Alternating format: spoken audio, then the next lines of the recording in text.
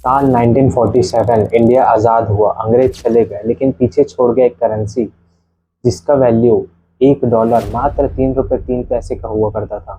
लेकिन आज वही $1 की कीमत 90 से 95 रुपये पहुंच चुका है। मतलब 77 सालों में तुम्हारा $1 97% खत्म हो गया। ये कोई एक्सीडेंट नहीं था, ये स्टोरी है एक वॉर्स की, बिट्रेस की और एक कंट्रीज की जो बार बार अपनी ही करेंसी से हार गई। जून 15, 1947 इंडिया के पास एक नया सपना था और एक नया करेंसी सिस्टम, $1 $3.30। ये रेट सिर्फ इसलिए था क्योंकि इंडिया की करेंसी ब्रिटिश पाउंड से लिंक थी। इंडिया के पास कुछ नहीं था अपना, ना कोई एक्सपोर्ट ना कोई इंडस्ट्री, सिर्फ एक ब्रोकन इकोनॉमी जो ब्रिटिश के लूटने के बाद बची हुई थी। और इस नाजुक वक्त में इंडिया ने अपनी एक सबसे बड़ी गलती करी। इंडिया ने अपनी करेंसी को आर्टिफिशियली स्ट्रॉन्ग रखा। मार्केट में रुपए उतना स्ट्रॉन्ग नहीं था जितना गवर्नमेंट दिखा रही थी। 1950 से 1966 तक इंडिया का करेंसी 4.36 पर स्टक रहा। सबको लग रहा था कि इकोनॉमी बहुत अच्छी है, लेकिन रियलिटी कुछ और था।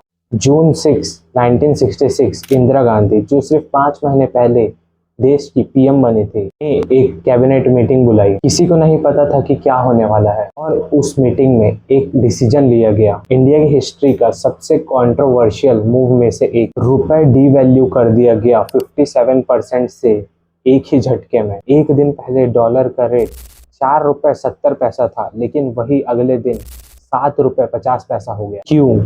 1962 में चाइना से वॉर, 1965 में पाकिस्तान से, 1966 में डिवास्टेटिंग ड्रॉट, पूरी इकोनॉमी टूट चुकी थी। IMF और वर्ल्ड बैंक ने अल्टीमेटम दिया, रुपए डिवैल्यू करो तभी एड मिलेगी। इंदिरा गांधी, जिसे आयरन लेडी कहा जाता है, उन्हें झुकना पड़ा। जब न्यूज़ पब्लिश हुई तो लोगों ने प्रोटेस्ट किया। इनकी अपनी ही पार्टी ने इन्हें ट्रेटर कहा। जो सबने प्रिडिक्ट किया था, एक्सपोर्ट बढ़ेगी, इकोनॉमी रिकवर करेगी, वो नहीं हुआ। इन्फ्लेशन और बढ़ गया, रुपए और कम हो गया। मई 1991 रात का वक्त था।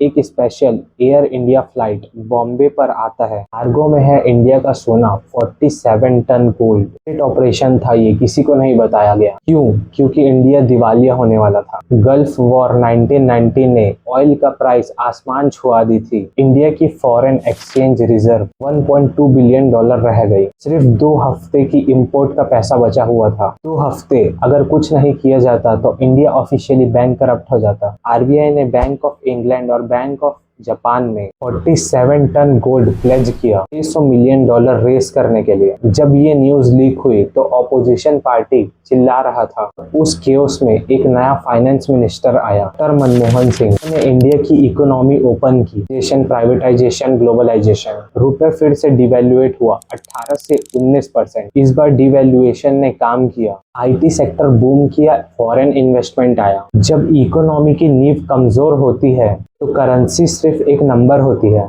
और वो नंबर कभी भी तोड़ी जा सकती है। 8 नवंबर 2016 रात 8 बजे फिर एक अनाउंसमेंट जो 130 करोड़ लोगों की जिंदगी को पलटने वाली थी। 500 और 1000 के नोट जो इंडिया की टोटल करेंसी का 6% थे, वो मिडनाइट लीगल टेंडर नहीं रहे। सरकार का क्लेम, ब्लैक मनी डिस्ट्रॉय होगा, टेरर फंड। क्या हुआ एक्चुअल में? RBI के ऑफिशियल डेटा के हिसाब से डिमोनेटाइजेशन का वैल्यू लाख करोड़ रुपए वापस आए। 16 लाख करोड़ यानी कि इंडिया के 93% नोट्स बैंक में वापस आ गए। जो ब्लैक मनी बाहर निकलनी थी वो कहाँ गई? साल 2024 में $1 की वैल्यू 88 रुपए, साल 2025 में डॉलर की वैल्यू 90 पहुंच गई, और साल 2026 में आज प्रेजेंट के टाइम में $1 की वैल्यू 95 से 100 रुपए तक पहुंच चुकी है। क्यों इंडिया की करेंसी कंटिन्यूसली गिर रही है? Oil dependency. हम दुनिया के 3rd लार्जेस्ट ऑयल इंपोर्टर हैं। जब ऑयल एक्सपेंसिव होता है, डॉलर और ज्यादा खरीदना पड़ता है